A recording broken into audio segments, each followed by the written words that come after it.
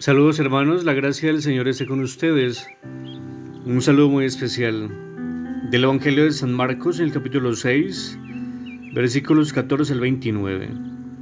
En aquel tiempo, como la fama de Jesús se había extendido, el rey Herodes oyó hablar de él.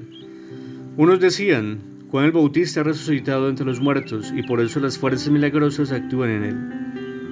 Otros decían: es Elías, otros: es un profeta como los antiguos. Herodes al oírlo decía: es Juan, a quien yo decapité, que ha resucitado. Es que Herodes había mandado prender a Juan y lo había metido en la cárcel encadenado. El motivo era que Herodes se había casado con Herodías, mujer de su hermano Filipo, y Juan le decía que no le era lícito tener a la mujer de su hermano. Herodías aborrecía a Juan y quería matarlo, pero no podía porque Herodes respetaba a Juan, sabiendo que era un hombre justo y santo, y lo defendía. Al escucharlo quedaba muy perplejo, aunque lo oía con gusto.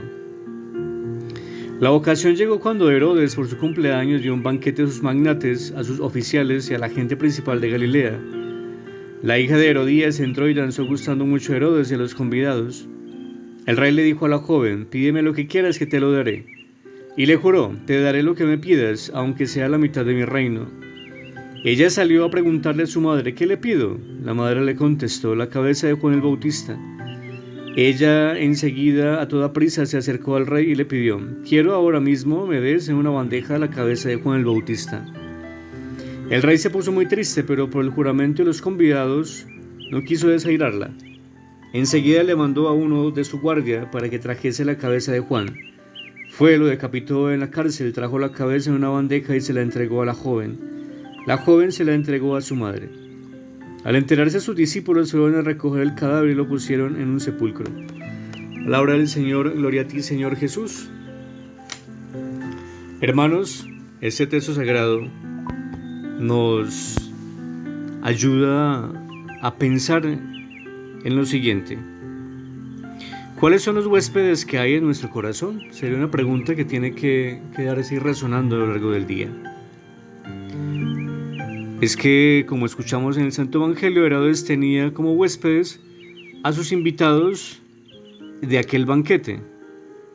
Tenía como huéspedes a Herodías, su mujer, a la hija de Herodías, a la gente que tenía a su servicio, y asimismo le rodeaban sus bienes, sus deseos, sus pasiones, su vanidad, su poder. Pero le faltaba la libertad, le faltaba templanza, le faltaba capacidad de decisión, discernimiento, y aunque era un hombre con poder, como ya habíamos dicho, pues le falta libertad, le falta orden.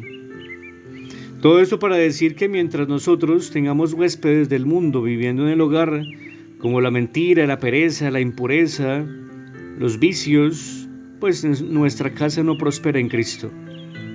Del mismo modo, si hay huéspedes del mundo en el trabajo, como la corrupción, la indiferencia, la deshonestidad, el autoritarismo y el maltrato o el engaño, pues difícilmente Dios va a estar allí. A lo mejor en estos casos y en otros tantos más, tenemos huéspedes que son extraños y que solo están allí para desorganizar nuestra vida.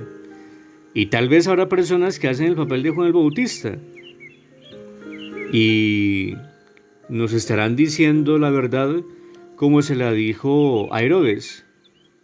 Sin embargo, Herodes no quiso asumir esa verdad que Juan le decía, y era que dejara esa vida de adulterio que llevaba en desorden, esa vida de adulterio que estaba con la esposa de su hermano, y ese no quiso hacerlo.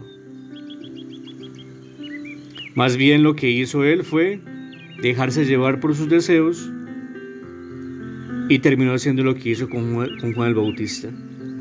Hoy nosotros, hermanos, tenemos que tener claro que la verdad sigue siendo actual, aunque se quiera callar, aunque la querramos ocultar, siempre nos confronta. Por eso necesitamos asumir las verdades que necesitamos en nuestra vida para poder ponerle orden a nuestra existencia.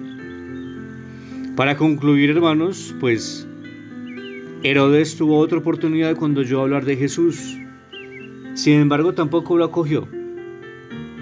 A nosotros hoy día este texto nos invita a que no solo es oír de Jesús, es también llevarlo al hogar, como dice el libro del Apocalipsis en el capítulo 3:20. Mira que estoy a la puerta y llamo, y si alguno oye mi voz y me abre la puerta, entraré en su casa y cenaré con él y conmigo.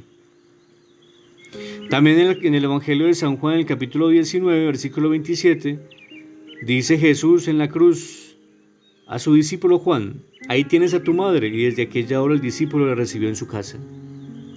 También el libro del Éxodo nos dice en 23:20: yo voy a enviar un ángel delante de ti para que te proteja en el camino y te conduzca hasta el lugar que te he preparado. Pues bien, el Señor toca la puerta, el Señor nos ha dejado a Nuestra Señora, la Virgen Santísima, tenemos un ángel que nos cuida, tenemos la intercesión de los santos, tenemos la palabra del Señor. ¿Qué más necesitamos para vivir en bendición? El Señor nos conceda su gracia y su amor, en el nombre del Padre, el Hijo y el Espíritu Santo. La Virgen María nos acompañe como siempre.